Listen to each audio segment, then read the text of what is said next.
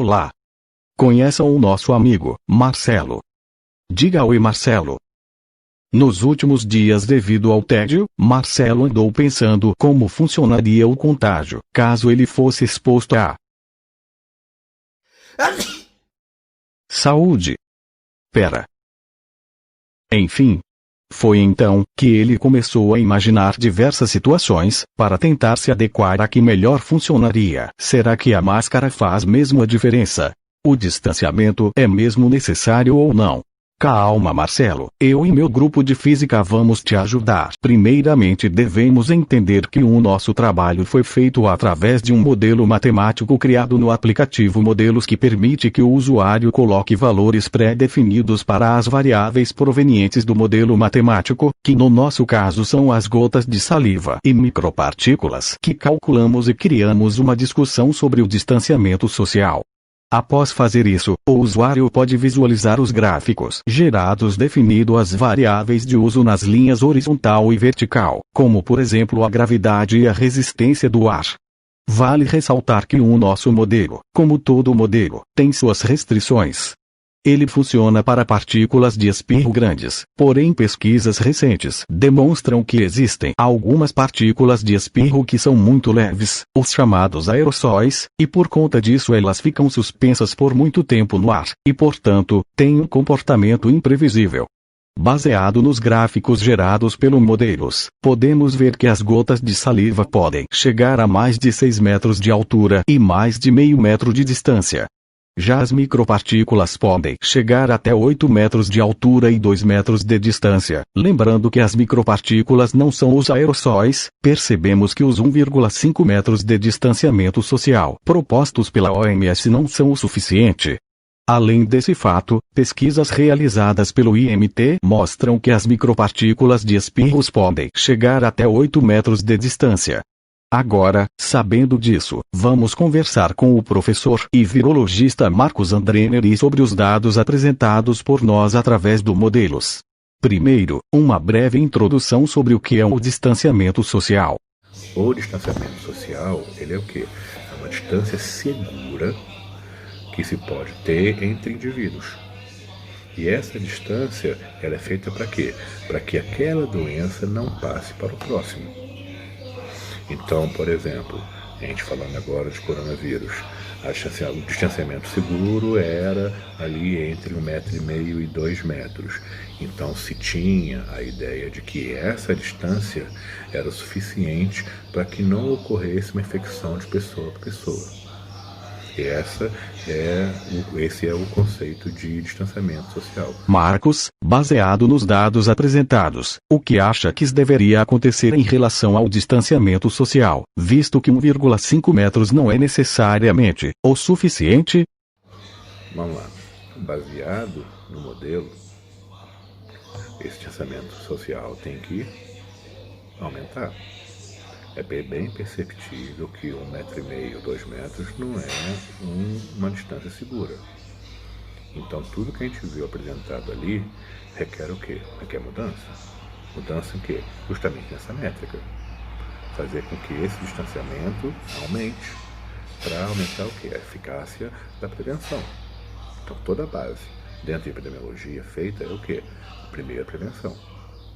É um dos primeiros conceitos. Primeiro você previne a doença, para se por um acaso essa prevenção falhar, a gente entra com as metodologias que é tratamento, cura e por aí vai. Então o que deve ser mudado, em primeira instância, é aumentar essa distância, fazendo com que se torne ela mais segura e as pessoas fiquem mais seguras também, a partir do quê? Dos dados científicos. Qual a importância das partículas menores em relação ao contágio, sabendo que elas vão mais longe e ficam mais tempo no ar, porém com uma propensão a contaminar menor, já que evaporam mais rápido e precisam estar em uma quantidade maior? Vamos lá. Em relação às partículas menores, elas vão mais longe, fato. Por quê? Por conta do peso molecular dela ser menor, a ação da gravidade vai ser menor, a relação massa aí vai interferir nisso, e a quantidade, apesar de ser menor de vírus nessas partículas menores, não quer dizer que eles necessariamente serão menos infecciosos. Isso aí já entra um pouquinho em contradição também. Eles evaporam mais rápido, fato, e precisam estar numa quantidade maior para infectar um maior número de pessoas. Se uma pessoa entrar em contato com 5, 10 vírus, e esses vírus entrarem em contato com a célula específica que vai fazer a replicação desse vírus, se forem 5 ou 5 mil, é indiferente. Vai ocorrer ali a replicação viral pelas células. Então, essas partículas menores, elas são tão preocupantes quanto as maiores. São tão preocupantes quanto as maiores. E é justamente o que? É justamente que vai ser baseado aí naquele aumento que eu disse anteriormente do distanciamento. Porque independente se ela ser grande, que ela carrega mais vírus, ou se ela é pequena, que ela carrega menos vírus, ambas estão carregando vírus. A interação entre o vírus e a célula, ela vai depender ali da sua quantidade. Mas um vírus só vai ser o suficiente ali para você ter uma infecção viral? Isso depende também, muito. Nosso corpo tem umas defesas prévias para isso, porém, algumas não são tão eficientes assim. Vírus é totalmente diferente de qualquer outra patologia, qualquer outra doença. Parte do princípio que vírus não são vivos, não são parasitas, quem duplica o vírus é a célula, não são eles mesmos, e por aí vai. Então, partindo desse pressuposto, conhecendo ali a interação entre o vírus e a célula, a gente sabe que, às vezes, um quantitativo pequeno de células é sim suficiente para ocasionar uma doença. Quanto tempo as partículas ficam suspensas no ar em superfícies com a possibilidade de contaminar?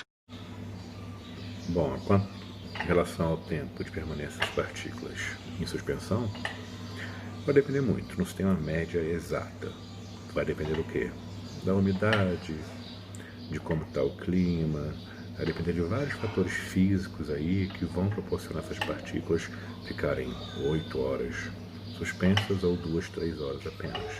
Isso vai depender muito ali das condições físicas do local, da ventilação e por aí vai. Quanto à permanência em superfícies, o tempo que o vírus demora para ficar inativo em determinadas superfícies, nós temos vidro até 5 dias, mas em média, madeira 4 dias, plástico de 2 a 3 dias, utensílios de cobre até 4 horas, alumínio de 2 a 8 horas, vidro, já falei, metal 5 dias ali, materiais de cerâmica mais ou menos 5 dias também. E nós temos outros também que não existe um estudo específico, como papel, comida, água, materiais como de roupa, calçados, na nossa própria pele, e não se tem a base científica ainda para medir esse tempo de inativação. Juntamente ao que já vimos com as partículas menores, sabemos que os espirros podem espalhar partículas por até 8 metros, o que é muito além dos 1 metro propostos no distanciamento social. Até que ponto devemos nos preocupar com isso? Qual a preocupação que nós devemos ter quando se constata que um espirro pode chegar até 8 metros? Preocupação plena. A gente tem que tomar todos os cuidados devidos, a utilização do álcool em gel, das máscaras, seja elas de tecido, 3D, ter cuidado com o tipo de tecido da máscara. Alguns tecidos são mais porosos que os outros, assim permitindo até a entrada de vírus. O manuseio da máscara é extremamente importante, porque tem que se ter uma máscara onde a gente fique confortável com ela, porque não adianta a gente ficar toda hora botando a mão na máscara, porque aí a máscara fica ali impedindo que o vírus entre, para você quando põe a mão, depois você pega a mão, esfrega no olho, põe na boca, ou entra em contato com alguma outra superfície, você acaba adquirindo o vírus. Então a preocupação que deve ter é total. É como se estivesse ali na iminência de contágio. Então, Marcelo, a gente chegou na conclusão que uma distância entre 1,5 e 2 metros uma pessoa estará protegida da maioria das partículas. Porém, como estudos recentes indicam que as micropartículas do espirro e os aerossóis podem ir mais longe, na dúvida, use máscara. Dá tchau e conta quem você é de verdade, Marcelo. Conta que você é o... Azeitona.